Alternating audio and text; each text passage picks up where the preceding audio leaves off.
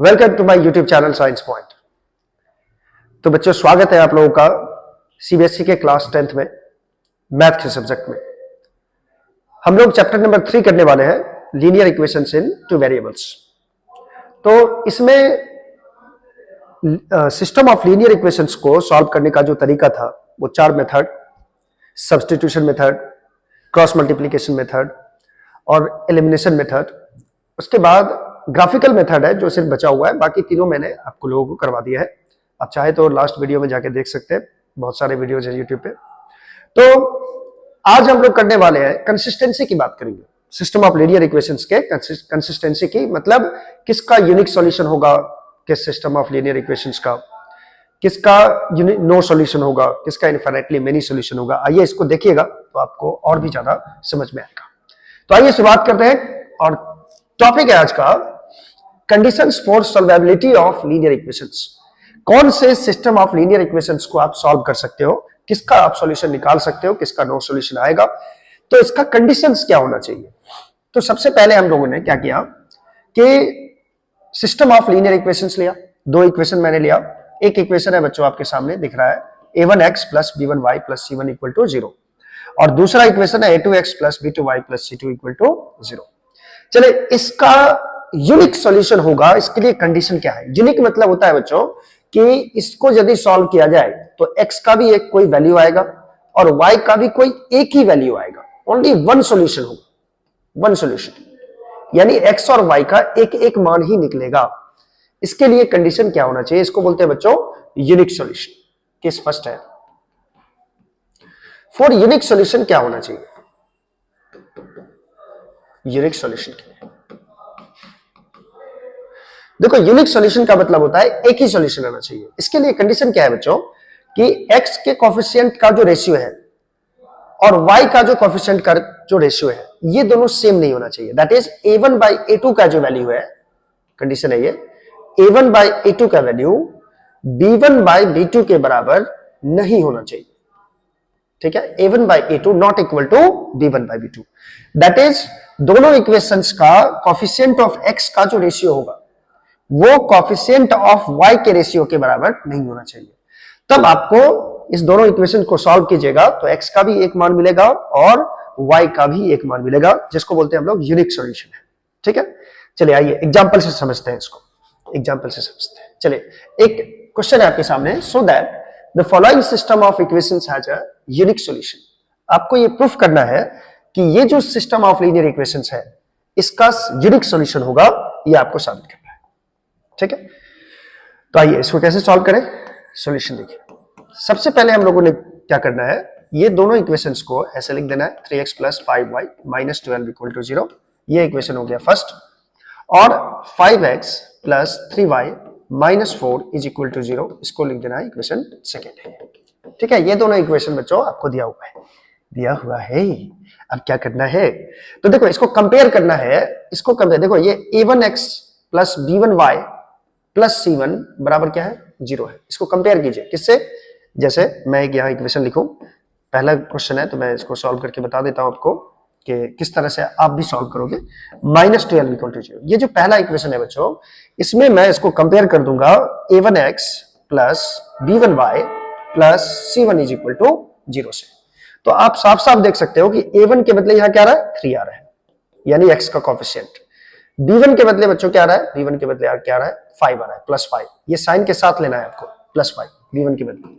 ठीक है, b1 से कंपेयर किया तो ये प्लस 5 के बराबर है। और अगर इसको c1 से कंपेयर करेंगे ये, तो c1 का वैल्यू आ रहा है बच्चों माइनस 12, प्लस माइनस साइन के साथ लेना है आपको। ठीक है, तो यहां से आप a1 b1 c1 का वैल्यू निकाल लोगे। उसी तरह सेकेंड इक्वेशन को लिख के, सेकेंड इक्वेशन क्या है, 5x प्लस 3y माइनस 4, तो मैं यहां लिखने जा रहा हूं 5x plus 3y minus 4 is equal to 0। इसको कंपेयर करना है दूसरे इक्वेशन से। दूसरा इक्वेशन क्या था, a2x plus b2y plus c बराबर 0। ठीक है, b2 चलो, a2 मतलब हो गया x का कोएफिशिएंट, तो इधर x का कोएफिशिएंट कितना है, 5, तो a2 के बदले 5 कंपेयर कर दो इससे। b2 के बदले आप साफ साफ देख रहे हो, b2 के बदले प्लस 3 आ रहा है, प्लस 3 आ रहा है, और C2, यहाँ पे C2 होगा बच्चों, C2 इक्वल टू हो गया यहाँ पे माइनस 4 के बराबर। अब यहाँ पे आपको साबित करना है कि ये इस दोनों इक्वेशन का यूनिक सॉल्यूशन होगा, मतलब इस दोनों को सॉल्व करेंगे तो x और y का एक एक मान आएगा। तो फॉर यूनिक सॉल्यूशन क्या होना चाहिए, आपको क्या निकालना होगा, a1 बाय a2 का वैल्यू निकालिए। a1 बाय a2 का वैल्यू देखो, a1 का वैल्यू 3 है और a2 का वैल्यू 5, तो 3 बाय 5। उसी तरह से आप निकाल लो b1 बाय b2, ठीक है। b1 बाय b2 देखो, b1 का वैल्यू है 5 और b2 का वैल्यू है 3, ये आ रहा है 5 बाय 3। और आपको साफ साफ दिख रहा होगा कि a1 बाय a2 जिसका वैल्यू है 3 बाय 5 और ये है b1 बाय b2 5 बाय 3, क्या ये दोनों बराबर है? क्या दोनों का वैल्यू सेम है? बिल्कुल नहीं है। देखिए a1 बाय a2 का वैल्यू 3 बाय 5 है और b1 बाय b2 का वैल्यू 5 बाय 3, ये दोनों सेम नहीं है। और ये अभी अभी हम लोगों ने पढ़ा था, ये किसके लिए कंडीशन है, ये यूनिक सॉल्यूशन के लिए है ना। So, given system of equations, given system of linear equations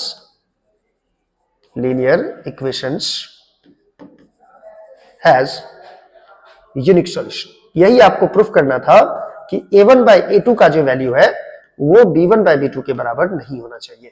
तो यहां से ये प्रूफ हो जाता है बच्चों, ठीक है।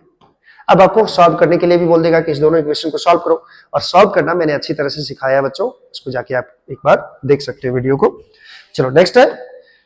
अब नेक्स्ट क्वेश्चन क्या है बच्चों, इसी से रिलेटेड क्वेश्चन है कि find the value of k for which the system of linear equations has a unique solution. k का वैल्यू निकालिए जिसके लिए ये जो सिस्टम ऑफ लीनियर इक्वेशन है इसका कोई यूनिक सॉल्यूशन, इसका कोई यूनिक सॉल्यूशन। तो यहां पे एक वेरिएबल है, एक कांस्टेंट टर्म है k, 2x plus 3y minus 5 बराबर 0, ये पहला इक्वेशन है। इसको मैं यहां लिख देता हूं, 2x plus 3y minus 5 equal to 0, ये पहला इक्वेशन है। इसको आपको कंपेयर किससे करना है, इसको कंपेयर करना है a1x plus b1y plus c1 बराबर 0 से।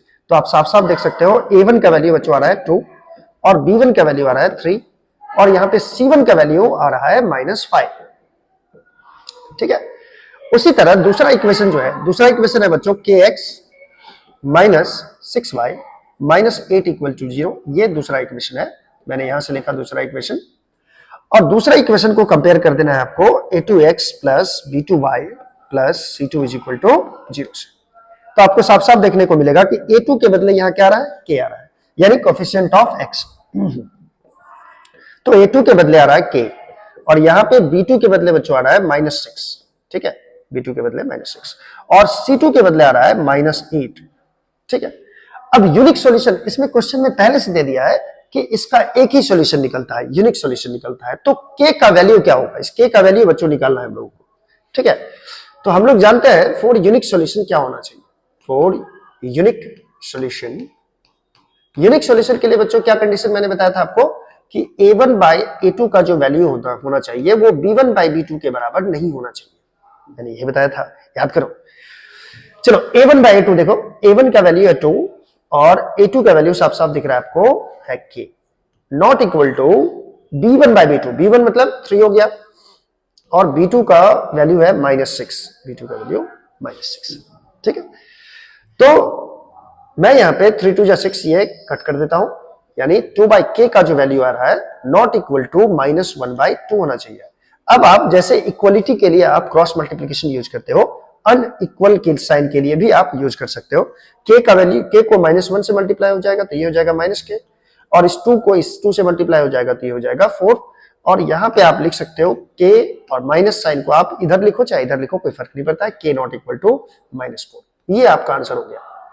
अब आप सोच रहे होंगे कि सर आप तो k का वैल्यू निकालने वाले थे, आप बोल रहे k नॉट इक्वल टू -4, इसका क्या मीनिंग हुआ?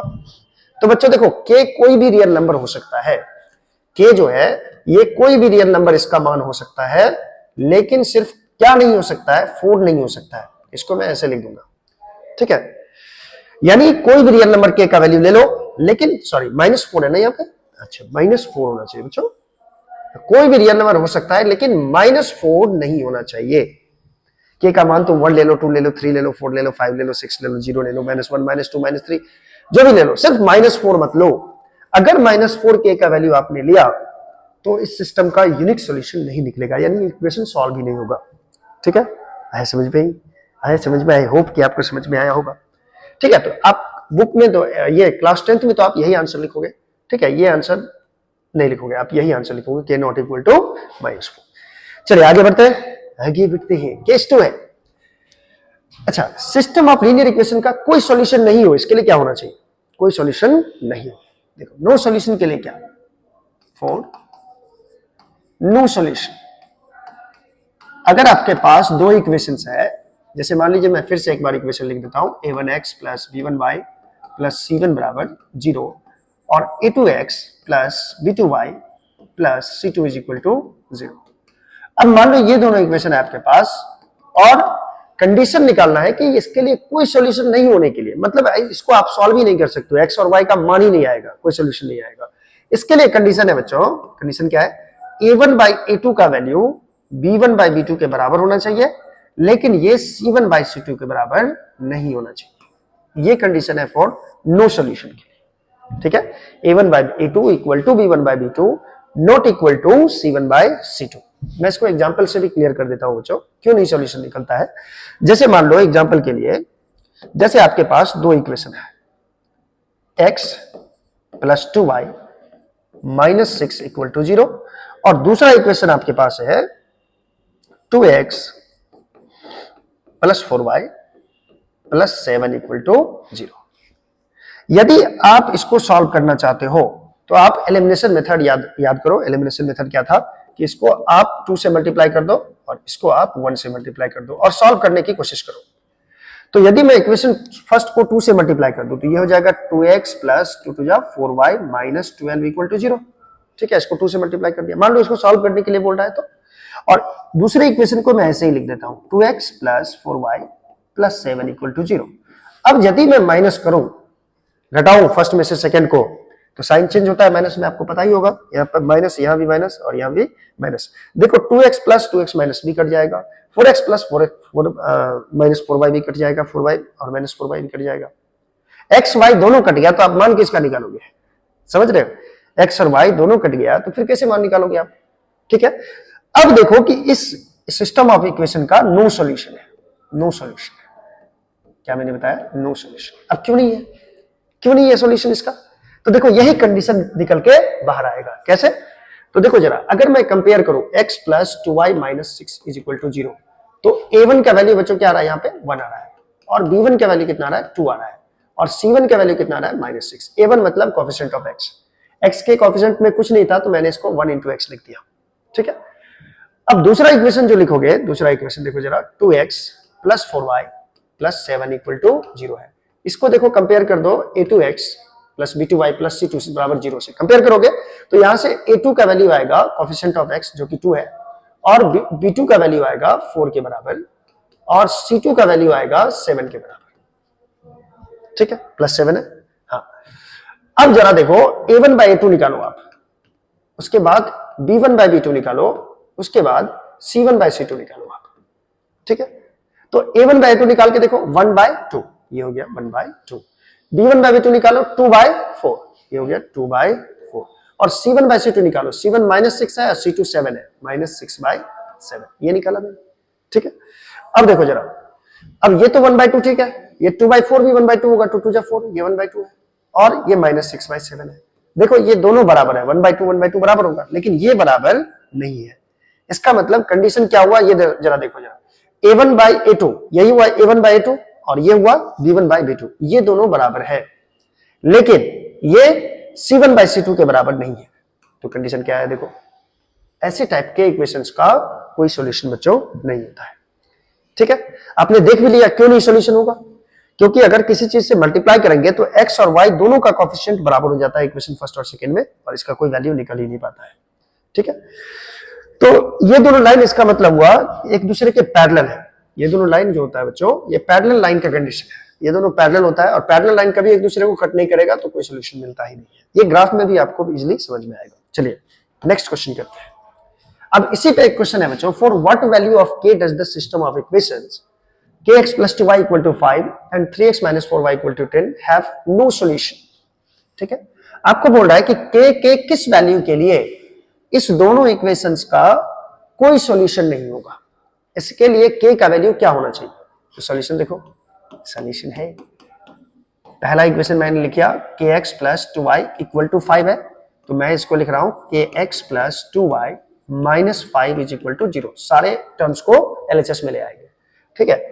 अब यहां पे देखो बच्चों, a1 के बदले क्या आ रहा है, a1 के बदले क्या आ रहा है, a2 के बदले क्या आ रहा है, देखो सॉरी b1 के बदले 2 आ रहा है, और c1 के बदले क्या आ रहा है, माइनस 5 आ रहा है, ठीक है। चलो दूसरा इक्वेशन लिखो, दूसरा इक्वेशन क्या है, देखो 3x minus 4y is equal to 10। मैंने इसको क्या दिया, ये इक्वेशन, इसको क्या दिया मैंने, इक्वेशन फर्स्ट, और इस 10 को भी इधर ले आओ बच्चों, 3x minus 4y minus 10 equal to 0, ये हो गया इक्वेशन सेकेंड।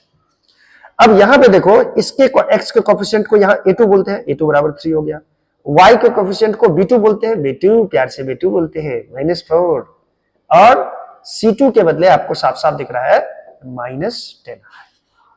क्लियर है।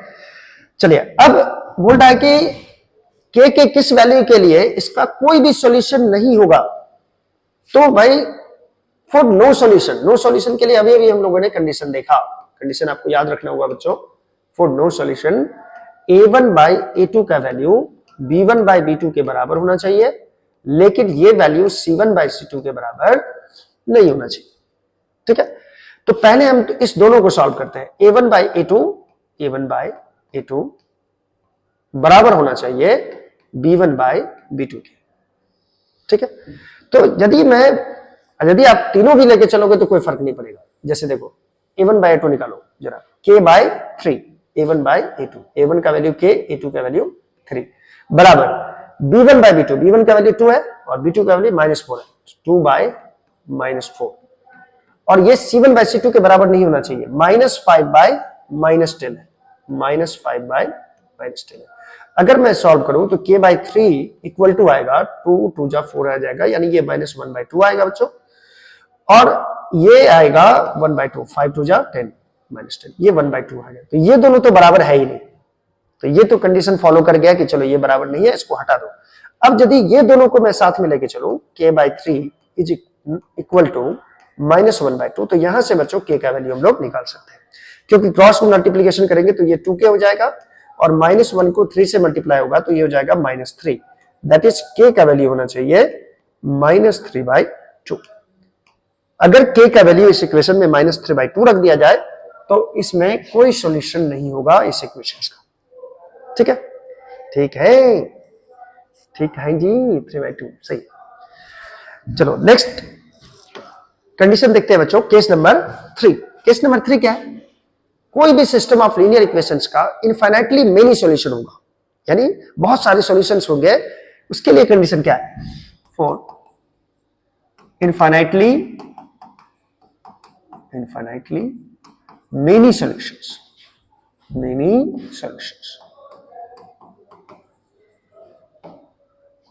बहुत सारे सॉल्यूशंस कब आएंगे, जैसे देखो दो इक्वेशन है आपके पास, a1x plus b1y plus c1 is equal to 0, और दूसरा इक्वेशन है आपके पास a2x plus b2y plus c2 is equal to 0। ये इक्वेशन फर्स्ट है, ये इक्वेशन सेकंड है। मेनी सॉल्यूशन के लिए क्या है बच्चों कि ये कोफिशिएंट जो होना चाहिए x का कोफिशिएंट का रेशियो और y के कोफिशिएंट का ratio that is b1 by b2 और कांस्टेंट टर्म के का रेशियो c1 बाई c2, ये अगर तीनों बराबर आ गया, a1 by a2 equal to b1 by b2 equal to c1 by c2, अगर ये तीनों बराबर हो गया बच्चों, तो इस सिस्टम ऑफ लीनियर इक्वेशंस का जो सॉल्यूशन होगा वो बिल्कुल इनफाइनाइटली होगा, यानी बहुत सारे सॉल्यूशंस निकलेंगे, एक्स और वाई का बहुत सारा मान निकलेगा, एक ही मान नहीं निकलेगा बच्चों।